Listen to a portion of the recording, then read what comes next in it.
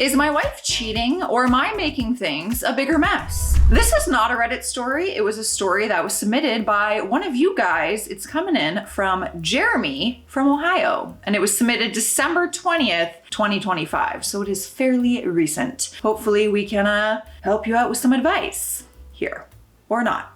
Never take advice from me. I feel like that goes without saying though, if you've been here for a while and you know who I am. So I don't know how to start something like this, but I need a place to vent and get some perspective. I am 43 male, married with 6 bio kids and 2 stepkids. 2 ex-wives later, and my current wife, 43, let's call her April for privacy's sake. We have been married for almost 2 years together, for a little over 5 years total. We have known each other since birth. Our parents knew each other while pregnant with us, and we were told that I kissed her at 3 years old and told her dad that she was mine, and he said, not until you're 40. Okay, well that is something out of a rom-com right there. We were 41 when we got together. My mom asks me constantly why I would listen to her parents more than my own. I have been cheated on the other 2 women a lot, and I stayed to try to make it work for the kids. But it never works out that way, does it? I have considerable trust issues. I was so distrusting, I wanted to wait 5 years, but I thought that my wife proved that I could trust her, so I married her after just 3 years instead of the 5-year plan that I had. When me and my wife almost got together, we had a few problems with flirting, and soon after, we went public and we made it official. During that time, she was sitting on another guy's lap at a family gathering. This will come in handy later, so keep this little nugget in hand. Got it. I've got the nugget. But now I really want chicken nuggets. Oh my God, chicken nuggets with honey. That sounds phenomenal. I called her out and I asked if she wanted to be single already, and she apologized and said the chairs were uncomfortable and that he was just a childhood friend from the old neighborhood. First off, he wasn't from our neighborhood, and I've never met this guy named Aaron before. Turns out he's a friend of the brother, and his dad was a Boy Scout leader of a troop that the boys attended together. Okay, so this Aaron guy is friends, childhood friends with your wife, because he was friends with her brother and they were in like Boy Scouts together. Got it. We leave from there and we go to a gas station, and she calls the guy at the gas station her gas station boyfriend. Okay, that feels very random. I lose my cool and I leave. She calls me and I flip out on her. I express my boundaries and I tell her this is not making me feel like I can trust her. She tells me that she is sorry, and we discussed in length what expectations and boundaries I have, which seems a bit extreme as we are both almost 40. I found out she had previously slept with Aaron as a one-night stand. Yeah, I don't know if you can be sitting on someone's lap if you've already them in the past, when you've got a boyfriend. I wasn't happy. She has never been married at this point and had 2 fiancés, but she actually refused to marry them because she didn't feel like it was the right thing for her to do, because something was always wrong within those relationships. Okay, so this is her first marriage. So we grew as a couple and moved in together, and everything was going excellently until about October of 2025 this year. The guy I previously mentioned, Aaron, had called her because his dad had a tragic accident back home and was in the hospital. The dad was an awesome guy, but I got a feeling of arrogance and self-absorbed from the son, Aaron, but I really didn't know him. I just got a bad vibe from the get-go. That vibe could be because your girlfriend was sitting on his lap. So he and my wife were talking, and I'm not jealous of anyone as long as the boundaries we discussed in the beginning were not crossed. Then I don't have a problem. But I was clear that he was her friend, not mine. She kept getting updates about his dad, and they ended up meeting at a park, which I knew about. She didn't hide it. She also went to lunch with him. But what was weird is that she had to be at work at 2 or 3 p.m. and I can't get her out of bed to do stuff with me before noon. So I thought that when she was leaving to go meet him, she was up and gone at about 9:30 a.m., which felt a bit weird to me.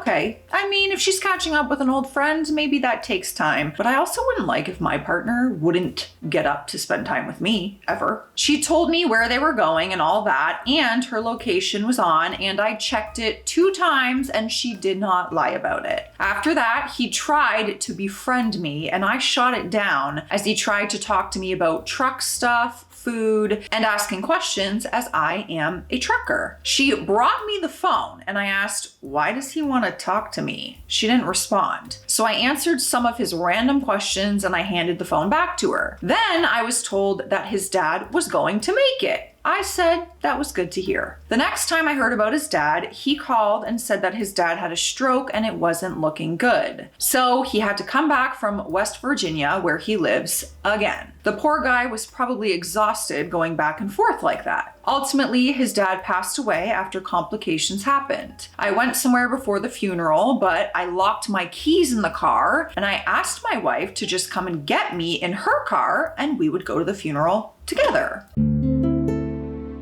I was told no by her because she said she couldn't be late and she couldn't miss the color ceremony because she was asked to be on time for that. I was beyond upset and I had my dad bring me a spare key. I still made it there before it began, which is what I said would happen, and we would just worry about my car later. The funeral went well. She saw me standing in the back and reached for me with tears in her eyes. She reached for me to come to her. I thought about it, but ultimately I can't stand when a woman cries, so I did. She was very affectionate towards me there, right in front of him. Tasteful, of course, and it was more touching and holding, not kissing and being disrespectful. I went up and I shook Aaron's hand and I told him that I was sorry for his loss and how we were all going to miss his dad. He said thank you and we sat with her sister. Everything was fine. She made a tongue out gesture at him jokingly as he walked by and he said ew jokingly and they laughed. It was a nice time. I talked to his mom and she was a lovely person. We left and I was upset about the car thing and I was like, I would have done it for you under any circumstance. That is my wife and if she needs me, I'm there. But I see I'm not important enough for her to drop everything. My heart sank at that moment when I realized it, but I'm tough enough to just brush it off. So a few weeks later, this is where it gets juicy for you, but scary for me. You know, I'm trying to suss out this relationship, and because they've hooked up in the past and they've been lifelong friends, I understand having some suspicion there of like,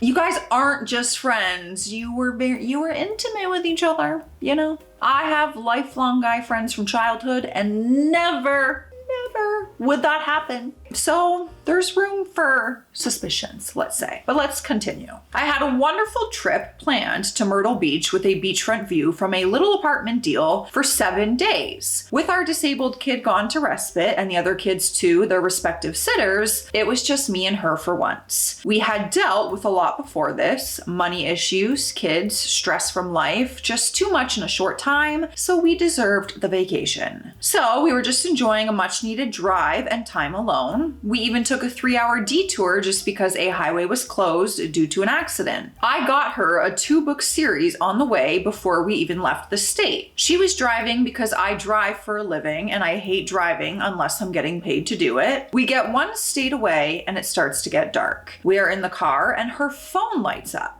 I'm on my phone playing a game, but I see it light up and I catch flesh color from her phone. So I look and there is a picture of Aaron in his boxers laying on the couch. I didn't see the face, just the flesh of his body, and I ask, who the F is that? She says, Aaron, and drops her phone. I throw mine to the floor and I just say one word, nice. And then I get silent. Have you ever sat in a car on the highway waiting to just get out and far away from someone, but now there's nowhere to pull over? Yes, actually, I very much have. That took me back to a very specific memory. She said, I don't know why he would send that to me, babe. I will call him when we make a stop. I said, you didn't wait to stop to check the Snapchat. She said, I dropped my phone. I picked it up and I put it back in her lap. She calls him and I am so mad that I am shaking. She's asking him why he sent it and he apologized and said that it was meant for someone else. And she says they can't be friends anymore. We make a stop and I get out furious as hell. I go to the bathroom and she is clearly upset. I can't accept that it was her fault that it got to this point. And now I'm thinking she's cheating. My insecurities of not being enough for anyone are raging in my head. I finally go to talk to her and the one question keeps hitting my head. What man would send a picture like that unprovoked or thinking it's okay to do so? She is crying, but I see zero actual tears as I look into her eyes. I tell her to just go drop me off at a bus station and go pick up your boyfriend and have a good life together. She says that he is in her past and I am her future. She doesn't want him, she wants me, and she is hurt that I don't believe her. Then we talked and she said something that made sense to me and made me second guess my accusation. She said, if I was cheating, would I have opened the Snapchat right next to you in the car? She tells me they do Snapchat rarely, but just random things of their faces. Never anything like this before. She said she is done with him, period. I never have to worry about it again, and she blocked him on everything. I feel relieved, but I want to see the phone and everything. The password never changed and I didn't find anything out of place, but if they were using Snapchat, then I wouldn't. If you don't know what Snapchat is or you don't have it, basically when you chat, your messages just delete and your pictures. They only last like 10 seconds and then that's it. They're deleted. In order to save anything, you have to save something in the chat or screenshot and it will notify the other person. It's a very secretive platform. I feel she made herself too available to another man, and that is why this happened. I ultimately ended up going on the trip after a few hours of us talking. The kicker is, now she is too exhausted to drive, so I have to, and I'm raging mad, upset, and hurt, and I just want to get there ASAP. There is no soul on the road except for a truck or two. Guess what happens? Almost as soon as I get out of a tunnel and pick the speed back up, a cop pulls me over. Oh, you've just had a day. Oh no, you deserve the vacation after this. Super nice guy. I was at fault for sure, and I can't blame him. I get it. I was going way too fast. So I get a ticket, and let's just say it falls into the judge's hands what happens with the ticket. There is no cost, and the cop was nice enough to use discretion because I could have gone to jail probably. How fast were you going?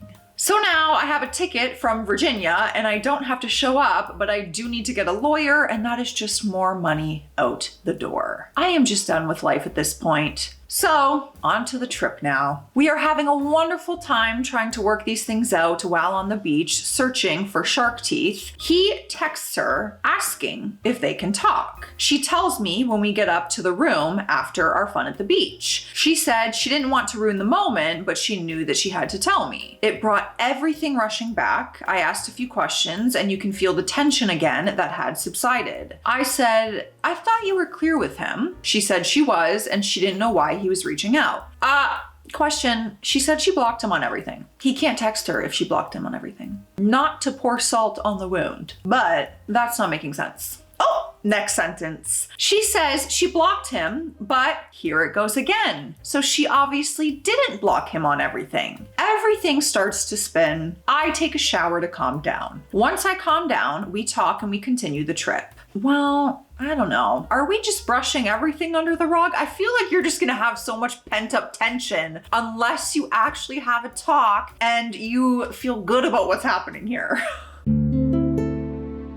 Everything is going good again, and she tells me that she got a text from her sister saying someone wants to say they are sorry. Yup, the family friend suddenly got a hold of someone else besides her. I thought he couldn't get a hold of anyone and that you were the contact between him and the family. So now I'm feeling mad and lied to. He will not stop, will he? I said to her she's about to lose me over this. It keeps coming up after I get over it, and then I believe her, and something else just continues to keep popping up. Then her sister says I have more information on that situation. I asked her to call her sister on the spot and to put it on speakerphone. She does, and her sister, who has always been a betch, was yet again a betch. She tells us, why are you calling me when you're on vacation? Go have fun and just stop worrying about it. I asked her, wouldn't you worry if you were in this situation? Her sister says I'm not talking about this while you're on vacation and says bye and hangs up the phone. I'm pissed at her, and so was my wife sooner than I was. So we continued talking and trying to repair things. I do love her and we have a great communication, and if she is telling the truth, then she is also being hurt by this, and I get that. She says it hurts that I don't believe her because of how open and honest we are with each other. I keep going back to her sitting on his lap in my head, and it pisses me off. Nothing else happened on the trip and it ends well and we go home. I called her sister the day I got back to work to find out what it was that she was knowing. I asked her about what she has information on, and she got nasty and said, why are you still on about this? I said, wouldn't you be if this happened to you? She said it wouldn't happen because my husband doesn't have access to my phone and she wouldn't have opened it in front of him. She said that they don't have access to each other's phones. Okay, well, that's concerning, but that's your marriage. Not the access to each other's phone, the fact that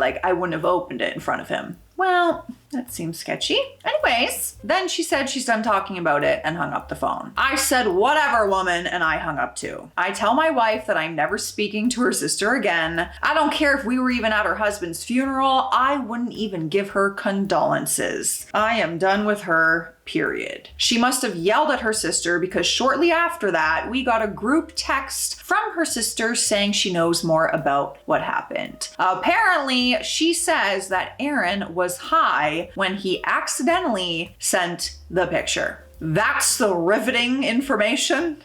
I don't know. To accidentally send that, you have to click the person's name and hit send. There are two buttons you gotta send a Snapchat to. I don't know. We're gonna continue, but I'm gonna take a sip of water, and you should too, because it's hydration station. Cheers.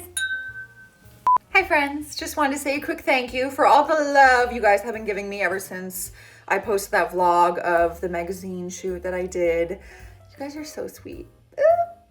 It could make me cry. I actually do cry when I read your comments. You might think that is not true, and it absolutely is. Anyways, just want to say thanks, and if you missed it, make sure you subscribe to my second channel that I started, because I'm going to be posting there every week now. It's at Life with Joss. It is in the description of every single video. So, thank you. Kisses and love and a lot of tears. A week goes by and we are laying next to each other in bed, and she gets a Snapchat from him again, asking if they can talk about what happened. I asked her, why isn't he blocked? She says she did block him, but it looks like she just unfriended him, but not actually blocked him. I asked the kids how Snapchat works and if someone can just create another account and send you stuff. They explained not from the same device. So they show my wife how to block him and tell me if he is not there under the block list, then she unblocked him. If another user shows up and the blocked one is still there, he made another account and is trying to reach out from a different IP address. I said, okay. Then a week later, I'm at work driving as I do. I got a screenshot of a text from my wife of Aaron saying that he would like to talk about what happened. So this tells me they have not spoken since the incident, so that's good on her part. But again, how is this guy reaching out to her if he is blocked? I finally say it's time to end this BS, and I pull over at the next rest area, and the exit was right there. I text this guy and I tell him she doesn't want to talk to you, so stop reaching out. I didn't tell her to block you or anything. It is her that is doing this, and I asked him to respect our marriage. I told him his actions are what made this happen, and she doesn't want to make you think that it's okay, and your friendship with her is over. He said that he was so sorry and is ending a 30-year friendship for me out of respect, apparently. I told him I didn't believe it was an accident until talking to her sister, and I believe it was meant for the sister. So you think he was trying to Snapchat that picture to her sister? He said no, and that they don't have feelings for each other like that. I said, I don't care what is going on as long as it's not my wife. He apologized again, and I thought that was it. That's the end of Aaron. Now we come to the current dilemma after all of that. So I am looking in the delivery mail email, as in like emails sent, and I see a no return address envelope made out that's handwritten to my wife. I talked to my wife and she says it's probably from her friend that sends a Christmas card every year about this time of year, and the label is attached to the back on the sticker that seals it. I say, oh, okay, makes sense, I guess, but it doesn't look like female's handwriting. It looks more like a clumsy guy's. A few days go by and my mom says she got the mail that day for us while checking on the kids, and the envelope I mentioned was not in the stack. I was suspicious and my wife was at work when the mail came. I asked to see the card her friend sent because she is a sweetheart and I'm thankful for everything that her friend has done for us. So I would like to see it. She says that she never got it. Sometimes the mail gets pushed back a day or two. An item might turn up that says it was going to be delivered, but we always get it eventually. Then she says, why do you keep asking about it like it bothers you? I said, because it doesn't look like her handwriting. She said, whose does it look like then? And I said, his. She gets mad and says he doesn't have our address. Then I hear from her the next day it wasn't her friend, as her friend just sent out a message that she sent out the cards that day. It never came, so we don't have to worry about it, and if it does, I will show it to you. Then later she says, wait. I say, what? She said, I put our address in Aaron's dad's book at the funeral, so his mom has the address. I said, so he does have our address. She said it was in the guest book, so that way the mom could send her a card if she wanted to. Supposedly, it still hasn't come yet, and the guy keeps reaching out in every way possible, it seems. It keeps bringing up my trust issues, and it really bugs me because I want to trust her. Am I wrong for thinking something is going on behind my back? She said it's not fair to her for me to keep putting her in these positions, but I tell her it was her that put herself in these positions because he really is determined to talk to her or possibly more. She said he can want to all he wants. I do not want that, and I want you. She told me to wake up and ask when I was going to see that. What are your thoughts on the matter? Am I too far in the forest to just see the trees and I just want it to be okay? Or is everything okay and I am making a bigger mess than I need to be? Suggestions are appreciated. Thanks for the safe space to share. Well, I feel like you have every reason to be suspicious, but I also agree that your wife has been very open about the communication. So if she was cheating, you know what though? Let me tell you, I have been cheated on and they were open and honest about things. Like, see, you really never know. But she's always like, when he texts her or anything, she's like, hey, he's texted, but at the same time, she said he was gonna block him on everything. I don't know. Part of me feels she could be cheating and is almost overcompensating with all the open communication so that she's in control. But also, she very much could be very innocent, not cheating at all, doesn't have feelings for him, even if he does with her. And she did block him, but not actually block him. Because even text message, he texted her. It's very simple. Once you block someone, they can't text message you. I don't know. You guys have the full outside perspective since I read it, so let me know. This is a fellow member of the SAS squad, so we gotta pull through, okay? I'll see you in the comments section. We'll discuss this. We'll give him any help we can. And stay classy out there. Stay sassy. I'll see you tomorrow.